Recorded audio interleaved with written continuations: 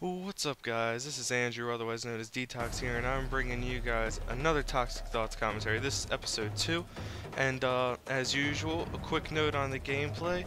This is my gameplay, guys. It's been a while since you've seen my gameplay, but this is how I've been playing recently. It's nothing amazing, it's nothing up to the YouTube standards for gameplay, but you know what? I played really aggressively in this game. I went pretty hard at OBJ, especially during the late game, and we ended up pulling out the win, especially when we were losing and all that kind of stuff. So, for my topic today, I believe I want to talk about Black Ops 2. Black Ops 2 is something that's been strung around YouTube and strung around the internet pretty much a lot recently. I mean, people were getting pretty hype about it, getting hype about the single player and multiplayer and all this stuff that's being come out and all the stuff that's being shot around, you know, all over the place. But, it's pretty exciting, to be honest. I'm really excited for Black Ops 2, but there's a few things that I want to touch on. Not necessarily on Black Ops, because there's so many different trailers and so many different breakdowns that you guys can go watch that will be definitely better than mine, because pretty much for me, I'm pretty much just all opinion, and I pretty much will wait till the game comes out to give my, you know, my actual in-depth opinions. And so what I kind of want to talk about is people, you know, kind of going out of their way and thinking like, oh my god, this game's going to be the best Call of Duty in the world, or oh my god, this game's going to be the worst Call of Duty in the world because of this, that, and the other thing. I mean, when you guys really think about it, the game's not even out yet. I mean, let's go back.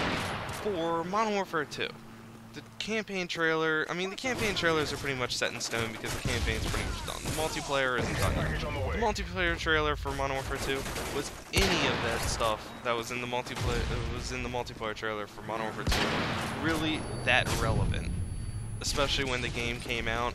I mean, sure, I'm not saying that that stuff wasn't in the multiplayer. I'm saying that when they choose their clips and they choose what they want to put in for these multiplayer trailers, they're taking the best possible things that they can get to make the game look as good as possible. And I mean, I'm obviously not trying to sit here and talk to idiots here. I mean, you guys pretty much know that. It's kind of obvious. It's a marketing thing. That's what they do.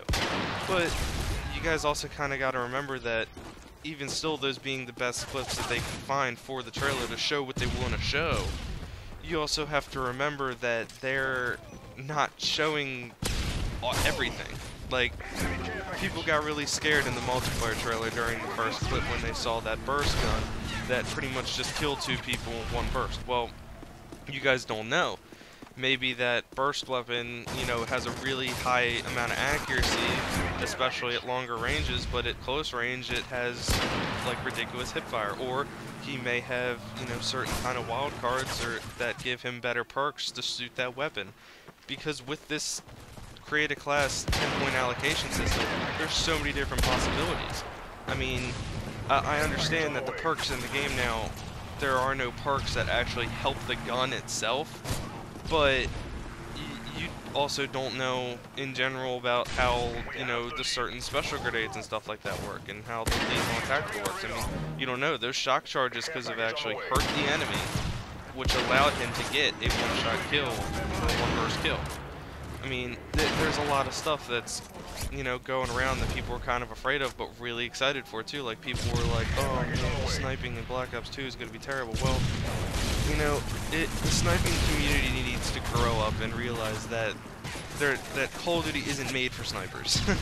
Call of Duty is made to suit the whole community, and whether snipers like it or not, quickscoping is an exploit that was found in Call of Duty 2, and it's something that's been just put back into Call of Duty because the community has gotten so big and so widespread that, I mean, you guys saw what happened in Black Ops. I mean, Black Ops came out and pretty much Treyarch ruined quickscoping for everything, and the whole entire sniping community had a fit and ended up getting it changed. I mean, me personally, I love sniping, I love quickscoping, and don't get me wrong, but come on guys, like, it's not, you know, over the top necessary for us to have, you know, the most perfect quickscoping mechanic, and then, you know, we go out and cry and complain when our snipers are ruined, but, you know, when, you know, certain buffs or debuffs go on regular guns, we have complaints about that. I mean, we can't have this, you know, feeling of,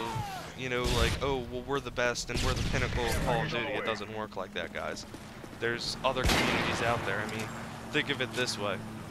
If quickscoping in Call of Duty 2 didn't become big and no one really sniped in that game, like, if, let's say, for example, that, you know, light machine guns in that game, you know, there was, you know, everybody started using those and started getting, like, headshot feeds and stuff with those, like, how much you guys want to bet that the sniping community wouldn't exist? It would be like a light machine gun community, I mean.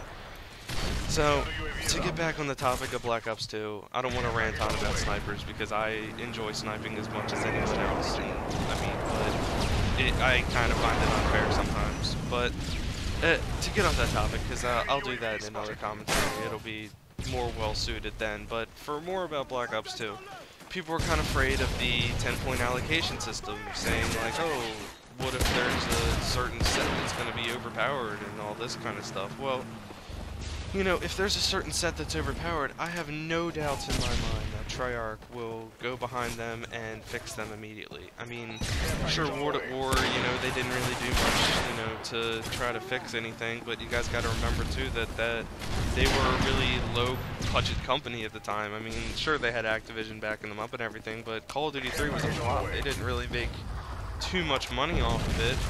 So, I mean, War at War was basically just reskinned Call of Duty 4, so, I mean, they didn't really have, you know, the time and the budget to be able to go and fix those sort of things. But, I mean, in Black Ops, they stepped it up. They showed what is necessary to be able to fix the game, especially, you know, in times of need. So, I personally have no thoughts or anything like that, thinking that it's going to be a bad, you know, game and Treyarch's never going to fix anything. Another thing that people are worried about is the new kill streak system. People are worried about the score streaks where, because of now the fact of how surrounded the score streaks are by objective, that it's going to be really easy to get kill streaks, and it's going to be really easy to not only get them, it's going to be really easy to take them down. Personally, I have no use for kill streaks in games. I prefer to use kill streaks such as UAVs, counter UAVs, such and such. I've never been a big person when it comes to getting AC-130s, nukes, MOABs, etc. I mean, they're awesome when you get them, but I mean, I've never been able to get really high kill streaks. I don't have the attention span to, you know, count up my score and play that conservatively. I mean, I play for fun, and playing for fun for me doesn't involve, you know, me taking this game really, really seriously, so. I know other people feel differently, but that's just my opinion on the subject. But to get my personal opinion out of the way, personally, I find that the score streaks in the game are going to revolutionize the way that the kill streaks work in Call of Duty, because everything's pretty much low. The highest thing to get, I believe, is the swarm of drones, or swarm is whatever it's called in the kill streak thing. But it's gonna be, it's like, I think it's like a 16, you know, it's like 1600 points or 1600 score streak or something to get, or 1400, something like that. But basically what that means is that you've basically got to get like 14 or 16 kills in the long run, depending upon how much you get in game. And then plus the objective, I mean, you could pretty much, by capturing a domination flag, killing 2 people while you're on a domination flag, and then capturing it, you're basically looking at like 700 score streak right there. I mean, I don't know. I think that once implemented, it'll be different, but the score streaks are something that I'm definitely worried about. I'm definitely afraid that there's going to be a lot of kill streaks running around the game, but I mean, I don't know. I didn't make the game, so we'll have to see on that one. But another big thing that people are afraid of in Black Ops 2 is the fact that the perk system and like the way that the new, you know, creative class system isn't going to work out. That the people in the people are going to create these overpowered creative classes, and nobody else is going to use, you know, all the other classes. Like once the new creative classes come out, you know, that are like the best out of the best, nobody's going to use any of the other ones. Well, I kind of find that since everyone's playstyle is different and everybody, you know, has an enjoyment for different guns and everyone enjoys playing differently than each other, I personally find that because of this new creative class system, it actually will allow people to be more individual when it comes to making classes. It will Call of Duty is going to come back to being an individualistic game where you can make your own classes, do what you want to do, and win games with your classes. You don't necessarily have to have the best class in the game to be able to, you know, do everything, you know, the best. I don't think there's going to be a best gun or best class. I think it's going to be surrounded by, you know, in general, just being there. It's going to be your class.